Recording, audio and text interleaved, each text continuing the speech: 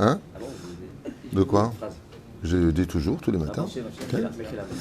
Voilà. Boker Tov. Shabbat Shalom.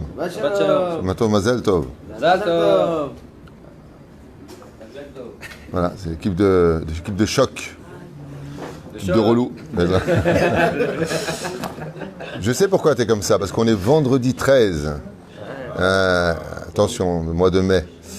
Vendredi 13 mai. Yudbet du mois de Iyar. Bezrat Hashem. Alors ce matin, on aurait pu continuer la série de l'origine du mal. Il y a quelqu'un qui m'a envoyé quelque chose de très beau d'ailleurs. Bezrat Hashem Barach, mais on fera un sujet sur la Brit Mila, l'autre sujet sur la paracha de la semaine et le troisième sujet, Bli Neder. Je réfléchirai, on verra. J'ai tellement de sujets à développer, la vérité, que on réfléchira. Quoi qu'il advienne, Beshem Hashem Naaseh Venatzliach pour cette belle matinée et ce premier cours de la journée. Pour ceux qui sont intéressés, Shiur acheté ce matin par... Alors juste un instant, parce que dans ma liste, il faut que j'aille... Voilà, vendredi mai par... Doré Ruben pour l'Askara de son papa pour ce Shabbat, Laurent Chaim Ben Léa. Zichron Ivracha Roch Hashem Tenachenu Began Aiden Elion Vechol Ashorvim Imo Bichlal Al Hamim Vasel Chol Bechen Yehi Ratzon Venomar Amen Tieshmatot Tzora Chaim. Avec lui, Kol Mete Israël Bezrat Hashem pour notre liste. Mais comme on a 3 cours à faire ce matin, on attaque directement une grande refouach Lema Echol Chol Israël Bechol Atar Ve'atar et Natril Bezrat Hashem Itbarach. La paracha de la semaine, attendez juste un instant, ouais, c'est ça, où est-ce que j'ai noté chez moi? Voilà, paracha de Béar, la Tril Bezrat Hashem avec un mamar intéressant sur la paracha de Béar qui demande aussi un petit peu de réflexion. Vous savez que la paracha de Béar, donc avant-dernière paracha du livre de Vaïkra, la semaine prochaine ce sera Bechukotai, et en France c'est la paracha de Hémor, il y a un décalage, donc les gens qui sont en France ou aux États-Unis ou au Canada qui regardent ce cours, ben, vous avez un cours un peu à l'avance, parce que nous sommes en décalage maintenant, pour une période déterminée. Un peu après, je crois. Shnat Shmita, Mevakesh, Shelo La'avod et Adama, Klal. Kadosh Baruch Hu demande de ne pas travailler, Bichlal, la terre, de la laisser telle qu'elle. On la laisse défraîchir, on ne l'arrose pas, on ne la travaille pas, et tout l'eau. Donc nous dit la Torah que les agriculteurs vont dire, ainsi que tout le monde d'ailleurs dans le peuple d'Israël, mais Azman Ochal, qu'est-ce qu'on va manger si on ne travaille pas la terre? Car de tout temps, comme vous le savez tous très bien, eh bien, le principal revenu de cette expression, il gagne du blé. Du blé, synonyme d'argent. D'où ça vient? Parce que celui qui avait avant des champs de blé, quoique aujourd'hui aussi, avec la pénurie de ce qui se passe avec la guerre Russie et Ukraine, on peut un peu retomber dans le Moyen-Âge. Aujourd'hui, on est encore dépendant du blé, duquel cette fameuse graine de blé, eh bien, est à l'origine de tous les pains, de tous les gâteaux, de tout ce qui est céréales, quoi, quelque part. Donc, on a vraiment besoin de blé dans nos maisons. Et la reine, la Torah nous dit, bizarrement, et si ils viennent à poser la question Uma nochal, et qu'est-ce qu'on va manger? Alors tu leur répondras Ketzad nochal, Hashem Omer, Shenekabel bracha be shnat hashishit, sheze yaspik le shalosh shanim habaot. Et la Torah vient nous dire, ne vous inquiétez pas, vous aurez, donc à la 6e année avant de commencer la Shemitah, une abondance tellement importante que vous en aurez pour les 3 années à venir. Et là, bien entendu, n'importe quelle personne qui lirait ces textes-là dirait tout de suite, temps mort, il y a un gros problème. Où est le problème? Pourquoi 3 ans, pas 2 ans? Hein? Pourquoi 3 ans et pas 2 ans? Non, ça, à la limite, c'est quoi? L'année qui est là, l'année de la Shemitah et l'année qui arrive, le temps 2. Donc les 3 ans, oui, sont justifiables. C'est pas là qu'est la question. Non. Quoi après? 3 ans. Non, elle est là. Pourquoi juste avant la Shemitah, tu donnes 3 ans? Non, c'est oui, Je répète, vous n'avez pas été concentré dans la question. Elle est tellement flagrante. Non, alors Dieu fait ce qu'il veut. Il va donner une abondance telle qu'au lieu qu'un épi sorte par exemple 15 ou 20 ou 18, il va faire en sorte qu'il sorte 36. Eh ben, ça fait un gros épi de blé. Aujourd'hui, il y a des tomates qui sont comme ça. Il y a une expérience qu'elle fait avec des Walkman. À l'époque, on mettait de la musique classique et on voyait que les tomates vraiment grossissaient. On a toujours vu des choses qui sont incroyables. C'est pas ça le truc. C'est que si tu fais la Shemitah et que tu poses la question, mais comment on va faire pour manger? Il y a un truc qui ne va pas avec ce qui est promis par la Torah. Puisque avant que ne vienne la Shemitah, l'abondance de la récolte, elle est pour 3 ans. Donc pourquoi tu poserais la question, qu'est-ce qu'on va manger? C'est ça le problème. C'est comme quelqu'un qui a besoin de 3000 shekels, d'accord, et tu lui donnais, par exemple, un mois 1000, un mois 1000, encore un mois 1000. Et là, qu'est-ce que tu fais? Avant d'arriver au premier mois, tu lui donnes déjà 3000. Comment il peut poser la question, comment je vais faire après? Là, il y a une question psatsa. On dit qu'elle est en abondance, elle est très importante. La Shemitah, on dit que ce que tu vas recevoir après, elle est 2 fois plus abondante. C'est pas la question. T'as pas entendu la question. Tu regarderas le cours. Chef, c'est 3 fois que je reviens dessus. Tu viens de t'asseoir. Je comprends que tu arrives en retard. Mais la question, elle est énorme ici. Comment est-ce qu'une personne peut dire qu'est-ce que je vais manger demain alors qu'il lui a donné de quoi manger pour une semaine? C'est ça la question. C'est là. Deuxièmement, vous avez compris ou pas? Parce que je commence à désespérer là. Non, c'est clair. C'est une question hyper simple à la base. Deuxième question qui est énorme. Énorme la question. Mekablim Sachar, on reçoit un salaire avant même de faire la mitzvah? Ça n'existe pas, ça. Ça, vous avez compris la question, là. Hein? C'est la 6e année qui reçoit l'abondance. Et la Shemitah, c'est la 7e année. ולכן אומרים פה, כי קודם כל, לא תעבוד כאשר ציוויתיך, ותאמין בי. Tu fais preuve d'émouna, tu subis l'épreuve, ואז תקבל שפע. Aval Bashmita, comme vous avez bien pu le comprendre, Bashmita, Kodem Shefa Shel Migdama, Ve'as Tashbit et Haaretz. Donc nos chachamim, ils disent, je comprends pas, si tu reçois un salaire, comme le dit la Gemara, quand est-ce que tu reçois le salaire? Après, toujours après. D'accord? Tu payes pas une personne avant qu'elle travaille, tu la payes après, surtout qu'il s'agit ici d'Emouna. Alors un acompte, d'accord, c'est pas un acompte, pour 3 ans. Il a payé totalement. Donc on voit ici que dans cette petite mitzvah qu'on a l'habitude de lire ensemble au Sefer Torah tous les ans, on a un bug énorme ici, un hic énorme. C'est pourquoi d'abord et avant tout, la personne poserait la question qu'est-ce qu'on va manger, alors qu'il a déjà récolté de quoi manger pour 3 ans. Et deuxièmement, pourquoi Dieu donnerait un salaire avant même, donc on est prouvé qu'on a de la émouna. C'est comme pour la manne avec Shabbat. Quel rapport? Et vendredi, il y a double part pour Shabbat. Et vendredi, et Shabbat. Et alors, quel rapport? Personne ne va dire qu'est-ce qu'on va manger Shabbat, là. Il n'y a pas de rapport. Ils sont posés la question comment on va faire pour Non. manger Shabbat.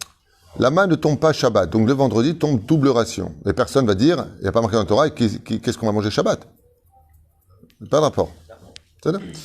Chutz mizeh, sachar mizvah, alma leka. Donc, ce qu'on vient de dire à l'instant, on sait tous très bien qu'on ne reçoit pas le salaire de nos mitzvot si ce n'est qu'après. C'est-à-dire. Donc on a ici une mitzvah exceptionnelle, dans le sens où, quand on pense un tout petit peu, on a un salaire qui vient avant même d'avoir prouvé qu'on a de la émouna. Et deuxièmement, la Torah nous dit, et si tu dis qu'est-ce que tu vas manger, comment tu peux me dire une chose pareille, puisque j'ai déjà reçu ce qu'il fallait. C'est-à-dire. Arabi Me'apte, celui qui a écrit le livre Baal, Oev Israël, Shama, Pa'am Achat, pour comprendre cela, on va prendre son exemple à lui, comme l'explique le Rav Yana Metzger Ayakar. Il a entendu une fois qu'un Baal Arsania, un propriétaire d'une auberge, à l'époque c'était les hôtels d'époque, avait un don particulier, exceptionnellement exceptionnel. Un truc que tout le monde se souhaiterait volontiers. En réalité, c'est un peu dangereux. Kol mi shaya mevarech, aya mitbarech. Waouh, comme Avraham Avinu, comme Rabbi Shimon Bar Yochai, comme tous les grands gdolim du peuple d'Israël, cet homme si ordinaire, on venait des 4 coins du pays pour avoir une bracha de lui. Une femme qui n'arrivait pas à avoir un enfant, elle disait, dans 9 mois un enfant, 9 mois elle avait un enfant, peu importe quelle est la possibilité ou pas physique d'en avoir. Une personne qui était pauvre, il disait, voilà, il me faut 1000 roubles, d'où je vais les trouver? Il lui dit, t'inquiète pas, avant la fin de la semaine, tu les auras. Il les avait. Et tout le monde connaissait cet homme-là, jusqu'à ce que le Rabbi Me'apte, le Baal Oev Israël, il a dit, il faut que j'aille enquêter. Qui est cet homme? C'est où les forces du mal ou les forces du bien? Mais cet homme-là, c'est un juif du peuple d'Israël, mais il faisait pas. Parce que le Yetzirara aussi, il s'est donné, comme on l'a dit dans le cours, l'origine du mal. Le Yetzirara, il s'est aussi donné de la force et des malédictions en forme de bénédiction. il est parti vérifier jusqu'à l'auberge. Il a commencé à lui poser des questions. Est-ce que tu étudies peut-être la nuit la Kabbale? Est-ce que tu fais du Zohar tous les jours? Est-ce que tu jeûnes du Shabbat à Shabbat? Est-ce que tu donnes tout ce que tu as à la Tzedaka? Pourquoi? Parce que s'étant installé pendant quelques jours à l'hôtel, il voyait des gens venir faire la queue pour prendre une bracha. Et le plus incroyable, c'est qu'après quelques jours, les gens revenaient le voir en disant « Merci beaucoup, votre bracha a marché ». Donc il s'est rendu compte que sur le terrain, tout ce que faisait cet homme-là, Bémet, il y avait la bracha d'Hachem. Alors il a pris le temps de s'asseoir avec lui, il a dit « Regarde, je suis venu, je ne me suis pas dévoilé, je suis le rabbi de Abté ». Quand il a entendu ça, c'est comme tu disais, le rabbi Lubavitch à l'époque, très connu. Gvodara, Mechila, après vous n'avez pas dit, je vous donnais une suite, je ne savais pas, Mechila. Il lui dit, je suis pas venu pour une suite, je suis venu juste pour voir, qu'est-ce que tu as fait dans ta vie pour avoir un tel mérite, d'une telle richesse, d'une telle réussite, que tout ce que tu touches, c'est de l'or, mais que tout celui que tu bénis est béni. Qu'est-ce que tu as fait? Et là, il lui dit, rien. Je suis convaincu à la Torah, je prie Shacharit, Mincha ve'Arvit. Je dis, bon, j'ai vu, tu étudies 1 heure le matin, une demi-heure le soir, t'es hyper ordinaire, quoi. C'est le minimum pour un juif, quoi. Je veux dire, t'es Kavata et la Torah, minimum. Bien sûr que tu vas étudier au moins 1h30 par jour. C'est tellement honteux de le dire. C'est combien d'hommes le font, il lui dit. Moi, j'étudie 25 heures sur 24, et j'ai pas autant de résultats que toi. Il lui dit, alors peut-être que c'est relié à ce que je vais vous raconter maintenant. À ce moment-là, il lui dit, il y a beaucoup d'années de cela, j'avais acheté cette auberge. Et cette auberge ne marchait pas du tout. Personne ne venait ici. On était très mal placé par rapport à la grande ville. Et la situation était si dramatique que j'étais arrivé à Pat Lechem. J'avais pas de quoi manger. Mes enfants avaient faim. Et ma femme m'a dit, écoute, ça peut plus durer comme ça. Il n'y a pas grand monde qui passe ici. Il faut trouver une solution. Peut-être qu'on devrait rénover tout ça. Et donc, la meilleure solution, c'est que tu ailles dans la grande ville, proposer à un investisseur, à un associé, d'investir avec toi pour pouvoir, Bezrat Hashem, relever la pente. Donc, je te demande, s'il te plaît, de prendre ta charrette et d'aller à la grande ville, trouver un investisseur qui serait intéressé d'investir ici avec nous. Que ce soit beaucoup plus beau, beaucoup plus intéressant, puisqu'il y a quand même pas mal de gens assez aisés qui vivent pas loin. Et c'est vrai que notre service, il n'est pas à la hauteur de leur demande, de leur satisfaction. Donc, vas-y. Il dit, alors, ce que j'ai fait, j'ai pris ma charrette, et quand j'ai commencé à m'engager vers la forêt qui traversait pour arriver de l'autre côté à la grande ville, je me suis arrêté net. J'ai regardé les arbres autour de moi, j'ai regardé le ciel, et j'ai dit, je suis pas bête, moi. Mais je suis pas bête. Je vais aller chercher un homme que je connais ni d'Adam ni d'Ève pour investir dans une affaire que j'ai déjà dans mes mains, que Juma. Ribono Shel Olam, est-ce qu'il y a plus droit que toi? Est-ce qu'il y a plus fidèle que toi? Est-ce qu'il y a plus riche que toi? Est-ce qu'il n'y a pas mieux que toi? Il a fait demi-tour avec son cheval, il est retourné à la maison, sa femme lui a dit, est-ce que tu as trouvé un associé aussi rapidement que ça? Et elle lui a dit, grâce à toi, j'ai trouvé le meilleur des associés. En allant à la grande ville et en passant par la forêt, je me suis souvenu qu'il y a Dieu qui existe. Et donc, je l'ai pris pour associer. Sa femme a rigolé en lui disant, ça me plaît, c'est pas mal. Et alors, il va investir? Il lui a dit, je lui ai dit dans la forêt, à Kadosh Baruch Hu, qu'à partir d'aujourd'hui, il sera mon choutav dans tout ce que je ferai. Tout ce que je ferai. Tout ce que j'aurai, 50-50. Et il lui dit, vous avez remarqué que sur le bar, il y a 2 caisses. Il dit, oui, c'est vrai. Il y a ma caisse, à gauche, et là-bas, il y a un hé. Il y avait un hé, une caisse avec un hé. Enfin, un tiroir, pas une caisse. Tiroir. Là-bas, il y a hé. Il dit, là-bas, c'est la caisse d'Hachem. Là-bas, c'est pour tout celui qui étudie la Torah. Et ici. Ce qui fait que chaque chambre qui est louée, chaque plat qui est donné, chaque verre de bière qui est versé, il y a 50% qui va dans cette caisse et 50% qui va dans l'autre. Rabbi de Abté, il a regardé comme ça, il lui a dit alors, il lui a dit, depuis que j'ai fait ce deal avec Hachem, vous voyez qu'on n'a pas de chambre de libre, vous voyez que ça n'arrête pas de rentrer, vous voyez, on a un shefa incommensurable. Je suis tout simplement l'associé d'Hachem. Le Rabbi de Abté, il a se tenait la tête comme ça, il a dit, Je viens de comprendre maintenant ce qui a marqué à propos de la Shemitah. Arshav evanti makara. Lama. Il dit bien sûr, mais la 6e année, les champs, eux aussi, ils sont empreints de loi. Tu dois laisser la PA, ce qui tombe à même le sol. Tu dois laisser d'abord un coin pour les pauvres. Ce qui tombe à même le sol, tu dois pas le récupérer. Ça appartient aussi aux pauvres. La personne doit donner du maaser. Si tu as fait d'Akadosh Baruch Hu ton associé, alors Bevadaï ou Bevadaï, je connais une personne à Paris, qui s'appelle Maurice. Il a fait exactement la même histoire. Il était très pauvre à Paris. Il s'est levé un matin, il a dit à Dieu, écoute, j'ai pas d'oseille, je suis pas très intelligent, je suis pas très cultivé, tout ça. Mais il y a une chose, j'ai de la émouna. À partir d'aujourd'hui, c'est 50-50. Il est devenu multimillionnaire. À l'époque, il avait ouvert des boutiques au chantier. C'était le best and the best. Le best and the best. Lama, bidjouk exactement comme cette histoire. Et le rabbi de Abt, il lui a dit, Arsha, maintenant je comprends pourquoi tout celui que tu bénis est béni. Parce que comme tu as fait associer avec Akadosh Baruch Hu, dans tout ce que tu as, donc dans tout ce que tu fais aussi, Dieu est associé aussi en sens contraire avec toi. Ce qui fait que celui que tu bénis, lui aussi est béni parce que Dieu, il est associé. Donc quand tu le bénis, Dieu, il te dit, moi aussi je te bénis. Et quand Dieu est béni, c'est immédiat. Et la reine, maintenant qu'on comprend ça, Rabotenu Akdoshim Vateorim Asbirim.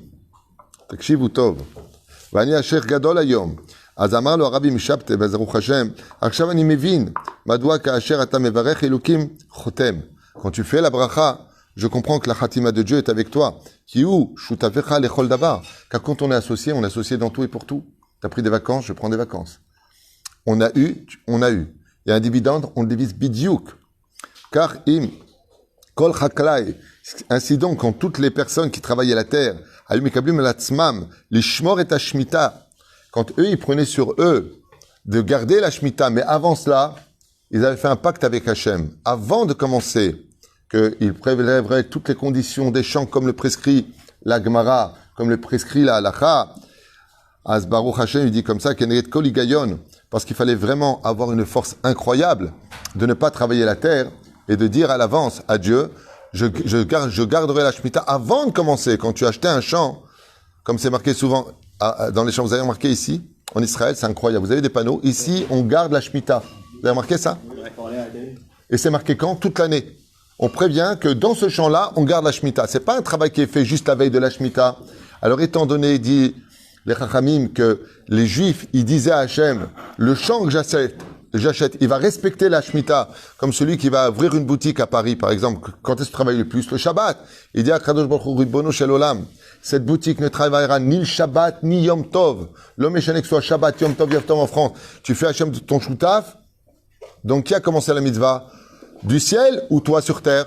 C'est toi qui es maintenant, c'est toi qui dis à Dieu, je fais de toi mon associé. Il faut donner 50-50. Déjà donner 10%, c'est Gadal et Kadashem et Rabat. Pour une émouna de feu. Mais là, qu'est-ce qu'ils font? Ils font 50-50. Et la reine Akadosh Baruch Hu dit, alors, puisque tu fais de moi ton associé, que je vois que Bémet, tu laisses pour les pauvres ce qu'il faut, que tu t'occupes de ce qu'étudie la Torah, Chayecha, que moi, maintenant, je suis ton associé. Et donc, quand vient la Shemitah, qu'est-ce qui se passe maintenant? Akadosh Baruch Hu, il te donne 3 ans d'avance. Pourquoi? En associé, il y a un trou, c'est l'investisseur. Lui, il investit. Alors, à qui ça s'adresse? Veim Tish'al. Il dit, ce sont ceux qui ne sont pas associés. Alors, il dit, t'inquiète pas.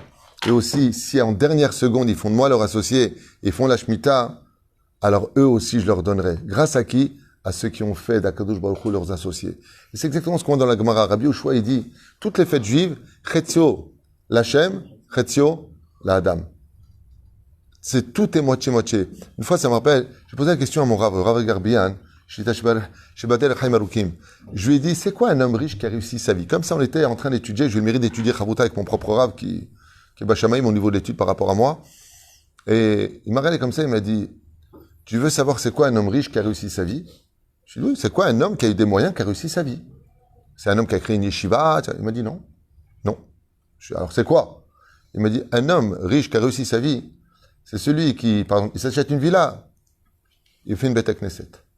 Il achète une voiture, il achète la voiture pour un grand rave qui va faire des shiurim à droite à haut, comme le Rav Odia Yosef, le Rav Shlomo Amar, le Rav Yitzhak Yosef. Vous connaissez l'auto. Ce qu'il achète pour lui, il achète pour la Torah, bidjouk oto davar. Et à l'époque, je vous dis ça, c'était au début. Je vous parle de ça dans les années 2003, 2004, quand j'étais à côté de lui. Et j'avais pas compris réellement. Au fur et à mesure de l'étude, Dieu te dit, mange bien, dors bien, profite bien, kiffe. Et de l'autre côté, prends-moi avec toi dans tout. Donc, Alpi Alacha, Tutnael, il a fait ce que tu as, tu donnes. Quand je trouve Mamash, il te dit, t'inquiète pas. Pourquoi? Lui, qu'est-ce qu'il a dit? Il a dit, au Rabbi de Shabtai, il lui a dit, moi, je donne 50%. Oui, mais je donne 50% de beaucoup. Tandis que ceux qui ne veulent pas faire d'Akadosh Baruch Hu leur associé, ils donnent beaucoup moins de 50%, mais de beaucoup plus petit. Donc, mieux vaut une tarte petite, bien fraîche, qu'un grand gâteau périmé. Allez, Descartes, on vient de fermer le Mahagal d'une grande question qui se pose. Je vais essayer de voir si j'ai pas oublié quelque chose dans ce que je me suis noté hier soir. Ah oui, et ça finit avec quelque chose de très sympathique. Heureusement que j'ai regardé. Et donc, si on pose la question, comment Dieu, parce qu'on a dit tout à l'heure qu'on ne reçoit pas le salaire avant l'heure, Nachon, tu fais la mitzvah, après tu fais.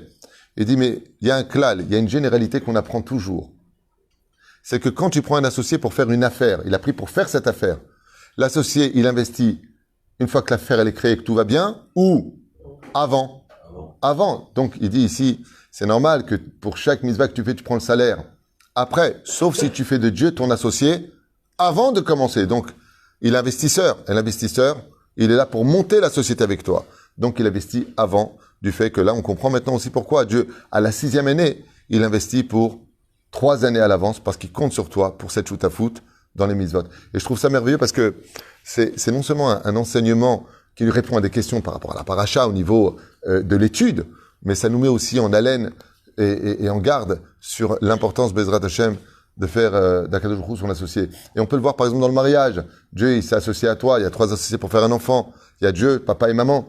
Et après, il te réunit, toi et ton épouse sous la choupa. Et après, on vire Dieu. On fait les danses ensemble. Et donc, la Shekhinah, dit le Zohar HaKadosh, s'en va tout de suite. Ça danse ensemble, la Shekhinah, elle s'en va, c'est le Satan qui descend. Et Dieu, je comprends pas. Moi, je me suis associé à vous pour votre bonheur. Vous me virez. Ouais, mais tu comprends, les invités, Avalza Assour. Garde Hachem avec toi. Les gens, ils s'énervent toute leur vie. Garde Hachem avec toi. Sois toujours du côté de Dieu. Il a les clés de toutes tes solutions sont dans ses mains. Sois jamais contre lui. Il y a des gens qui sont fâchés contre Dieu. Ouais, mais de toute façon, je suis trop déçu. Dieu, il n'a rien à faire de moi. Aval Baba, t'es en train de perdre le seul qui peut t'aider. C'est le seul qui peut t'aider. Sois toujours dans son camp à lui. Mais attention, dans son camp à lui, comme un associé. Ça veut dire que Dieu a aussi des conditions. C'est parce que tu as respecté les lois avant, quand tu pouvais travailler ton champ, de laisser pour les pauvres, de laisser le coin de la PA, Maaser Rishon, Maaser Sheni. Parce que tu as amené tes fruits, les prémices au Beth Amikdash. En cela, tu montres que tu es un associé d'Hachem. Alors, quand vous avez un investisseur qui est très important, ouais, et que vous avez fait une belle recette, à qui en général vous apportez la première part pour lui montrer que Bémet, ça valait le coup d'investir avec vous? À qui? À l'investisseur. C'est pour ça que dans la paracha Vaya qui t'avoue la arrête, on nous parle là-bas d'apporter les prémices des premiers fruits qui sortent à Kadosh Baruch Hu pour lui dire, Hachem, n'oublie pas, hein, on est associés. Tu t'associes. S'associer à Hachem, c'est la meilleure façon de réussir sa vie sur terre. Dans tous les sens du terme.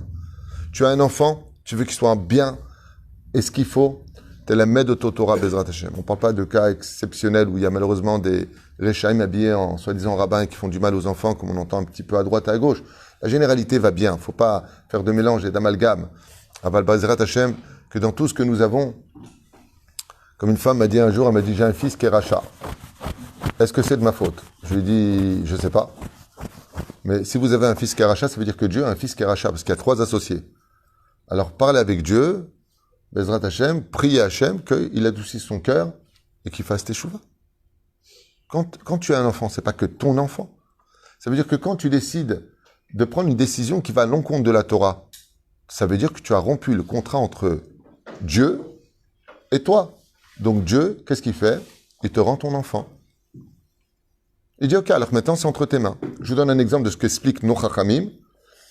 Heureux l'homme qui compte sur Dieu, maudit l'homme qui compte sur l'homme. Les Chachamim, qu'est-ce que ça veut dire ça? Ombrim Chazal, un homme qui a mis sa émouna dans le banquier, dans le médecin, dans l'argent, sur son avocat, il dit, c'est lui ton associé, moi je me retire.